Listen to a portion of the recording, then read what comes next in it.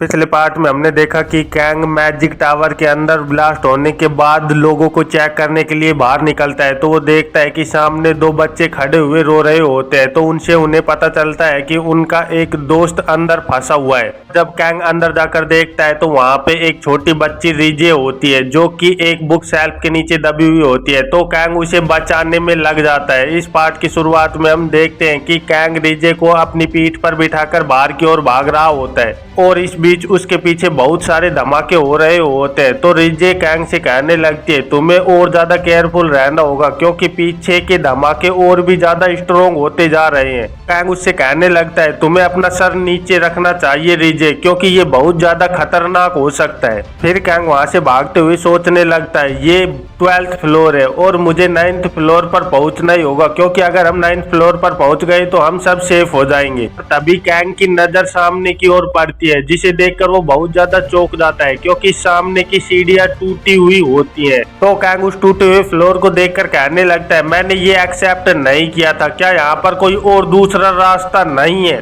पर तभी कैंग की नजर पास में एक दीवार टूटी हुई पर पड़ती है। तो कैंग को उस दीवार को देखकर एक आइडिया आता है और वो रिजे से कहने लगता है रिजे मैं तुमसे एक बात पूछना चाहता हूँ, क्या तुम्हें हाइट से डर तो नहीं लगता है ना। तो रिजे नीचे की ओर देखते हुए कहने लगती है क्या यहाँ से बाहर निकलने का सिर्फ एक यही रास्ता है सर। कैंग जल्दी से रिजे को अपनी पीठ से बांधने लगता है और कहने लगता है तुम्हें बस अपनी आंखों को बंद रखना है, इसलिए तुम्हें ज्यादा चिंता करने की जरूरत नहीं है क्योंकि मैं तुम्हें यहाँ से सेफ निकाल दूंगा। पर इधर हम देखते हैं कि रिजे डर से बहुत ज्यादा कांप रही होती है और वो कैंग को बहुत ज्यादा जोर से पकड़ रखा होता है और फिर वो कैंग से कहने लगती है मैं तैयार हूँ। और इधर हम देखते हैं कि कैंग भी उसे पकड़कर वहां से कूदने के लिए तैयार हो जाता है और कहने लगता है ठीक है फिर अब हम यहाँ से कूद रहे हैं। और हम देखते हैं कि उनके पीछे माना सर्किट तेजी से चमकने लगते हैं, उनके अंदर बहुत तेजी से माना भर रहा होता है और वहाँ पे एक बहुत ही ज्यादा खतरनाक धमाका होता है। लेकिन कैंग और रिजे वहां से कूद गए होते हैं जो कि तेजी से जमीन पर आ रहे होते हैं। तो कैंग नीचे गिरते हुए सोचने लगता है अब हमें क्या करना चाहिए क्योंकि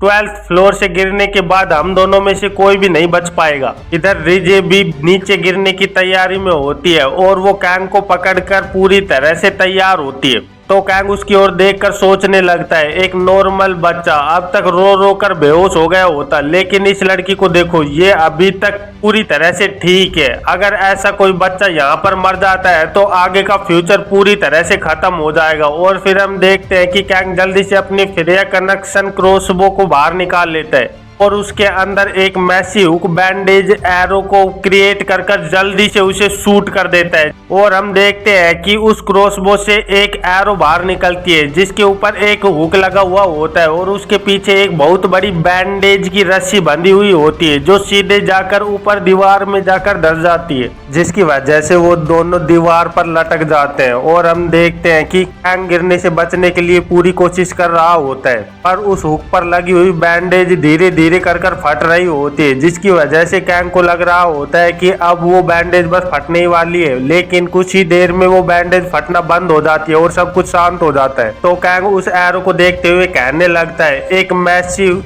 हुक और बैंडेज से बनी हुई रस्सी, जिसकी वजह से आज हमारी जान बच गई है। मैंने कभी नहीं सोचा था कि मैं कभी ऐसा भी करूंगा। फिर हमें कुछ देर बाद का सीन दिखाया जाता है जहाँ पे मैजिक टावर के मेंबर्स आपस में बातें कर रहे होते हैं आखिरकार यहाँ पर क्या हुआ है। तो उनमें से कोई कहने लगता है यहाँ पर सब कुछ ठीक है क्योंकि ये क्रिम्सन मैजिक टावर है, इसको ऐसे ही कुछ भी नहीं हो सकता। तभी उनमें से एक मेंबर कैंग के पास जाकर उसे थैंक यू कहने लगती है बच्चों को बचाने के लिए। तो रिजे उसे बताती है कि ये हमारी प्रोफेसर है। तो कैंग उस प्रोफेसर से कहने लगता है आपका चिंता करने की जरूरत नहीं है क्योंकि मैंने रिजे के पैर पर फर्स्ट एड कर दी है, इसलिए मैं चाहता हूँ कि तुम जल्दी से जाकर पहले एक हीलर को बुलाओ ताकि ये पूरी तरह से ठीक हो पाए। लेकिन तभी रिजे कैंग से कहने लगती है क्या तुम अब सीधे माना सेंटर पर जाने वाले हो। तो कैंग उसे कहता है ऑफ कोर्स मुझे वहां पर जाकर लोगों को तो बचाना ही होगा। तो रिजे अपने पास से एक स्क्रोल को निकालते हुए कैंग को देने लगती है और कहने लगती है तुम इसे अपने साथ ले जाओ, वैसे ये मेरा एक असाइनमेंट है इसीलिए मैं श्योर नहीं हूँ कि ये तुम्हारी हेल्प करेगा, लेकिन फिर भी तुम्हें इसे साथ ले जाना चाहिए। तो कैंग उस स्क्रोल को खोलकर देखने लगता है और वो उसे देखकर थोड़ा सा चौंक जाता है और कहने लगता है क्या ये तुमने बनाया है। पर तभी वहां से पास से आवाज आती है रिजे, और हम देखते हैं कि रिजे के वो दोनों फ्रेंड वहां पर होते हैं, जो को रिजे को देखकर बहुत ज्यादा चौंक गए होते हैं। तो वो दोनों रोते हुए रिजे के पास आते हैं और कहने लगते हैं, क्या तुम ठीक हो? क्या तुम्हारा पैर दर्द तो नहीं कर रहा है? तो रिजे उन्हें चुप करते हुए कहने लगती है, मैं ठीक हूँ, मुझे इस हीलर ने बचाया है। ये सुनकर वो बच्चे और ज्यादा रोने लगते हैं और कहने लगते हैं, सॉरी रिजे, ये सब कुछ हमारी गलती है। तो रिजे उन्हें रोते हुए देखकर कहने लगती है, तुम्हें रोने की कोई जरूरत नहीं है, मैं बिल्कुल ठीक हूँ, क्योंकि अगर तुम ऐसे ही रोते रहोगे तो जिसकी वजह से मुझे भी रोना आ जाएगा, इसीलिए तुम सभी चुप हो जाओ। और फिर हम देखते हैं कि रिजे भी रोने लग जाती है, जिसे देखकर कैंग मुस्कुराते हुए कहने लगता है, जब से मैं इसे बचाने गया हूँ तब से इसने पहली बार बच्चे होने जैसे लक्षण दिखाए हैं, मैं तो सच में डर ही गया था। और फिर कैंग घूमकर अंदर जाने लगता है और कहने लगता है, अब मुझे सीधे अंदर जाना चाहिए, सीधे माना सेंटर पे।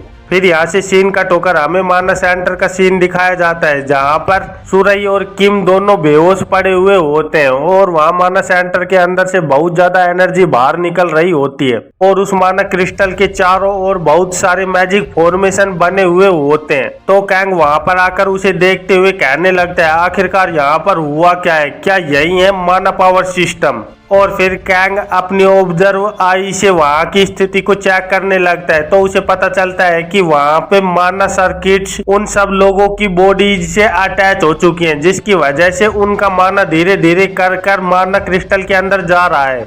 और फिर कैंग देखता है कि वहां पर एक प्रोफेसर गिरा हुआ होता है, तो वो प्रोफेसर कैंग से कहने लगता है, तुम यहाँ मत आओ, यहाँ पर आने की गलती मत करना, क्योंकि अगर तुम यहाँ पर आए तो ये पलक झपकते ही तुम्हारा माना एब्जॉर्ब कर लेगा, क्योंकि ये एक झटके में ही सभी का माना एब्जॉर्ब कर रहा है। हम इसको किसी भी हालत में नहीं रोक सकते, इसलिए हमें जैसे भी हो सके यहाँ से भागकर बाहर निकलना चाहिए। पर इधर हम कैंग को देखते हैं, जो कि उन सारे सर्किट्स के एंड पर खड़ा हुआ होता है और वो कहने लगता है, यहाँ पर सब कुछ ठीक है, तुम्हें ज्यादा चिंता करने की जरूरत नहीं है, मैं देख लूंगा। फिर कैंग धीरे धीरे कर आगे बढ़ने लगता है, जिसकी वजह से वो माना सर्किट कैंग के ऊपर भी आने लगते हैं, पर कैंग को उस चीज से कोई भी असर नहीं पड़ रहा होता। तो वो अपनी क्रॉसबो को बाहर निकालते हुए कहने लगता है, ये सब कुछ मुझ पर कोई असर नहीं करता। फिर कैंग अपनी फ्रेया कनेक्शन पाउच की मदद से रॉक एरो क्रिएट करने लगता है और उन सारी रॉक एरो को उस मैजिक क्रिस्टल के ऊपर शूट कर देता है,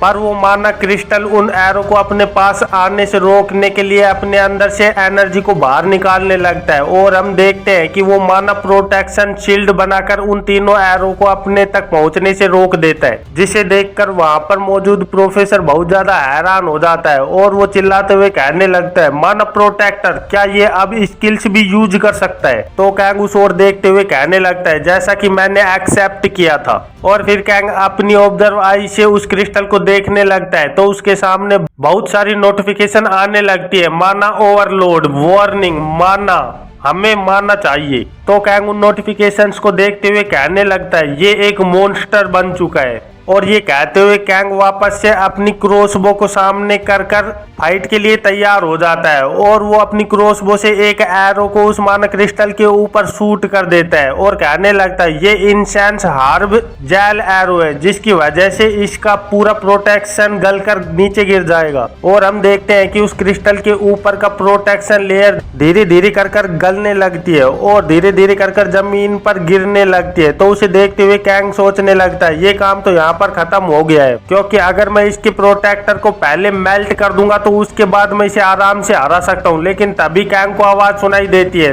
मिस्टर कैंग जल्दी से इधर देखो। और कैंग देखता है कि वो गली हुई जेली धीरे धीरे कर उस माना सर्किट के अंदर एब्जॉर्ब होने लगती है, जिसकी वजह से उस क्रिस्टल की पावर और ज्यादा बढ़ने लगती है। तो कैंग उसको देखकर बहुत ज्यादा घबरा जाता है और सोचने लगता है, क्या ये मेल्टेड चीजों में से भी माना को एब्जॉर्ब कर सकती है? आखिरकार ये मॉन्स्टर इतना ज्यादा पावरफुल कैसे हो सकता है? लेकिन तभी कैंग देखता है कि उस क्रिस्टल के चारों ओर 3 मैजिक फॉर्मेशन बनने लगते हैं, जिनके अंदर से मैजिक बाहर निकलने लगता है। तो कैंग उस मैजिक फॉर्मेशंस को देखकर कहने लगता है मैं तो यहाँ पर खत्म हो जाऊंगा, क्योंकि अगर ऐसे ही चलता रहा तो मैं इससे किसी भी हालत में नहीं जीत पाऊंगा। और हम देखते हैं कि उस मैजिक फॉर्मेशंस के अंदर से माना बुलेट्स बाहर निकलकर कैंग पर अटैक करने लगती है, जो कि सीधे जाकर कैंग को लगती हैं, जिससे कैंग की हालत भी बहुत ज्यादा खराब हो जाती है। और यही इस चैप्टर का अंत हो जाता है। तो फिर मिलते हैं एक नए चैप्टर में, तब तक के लिए बाय बाय।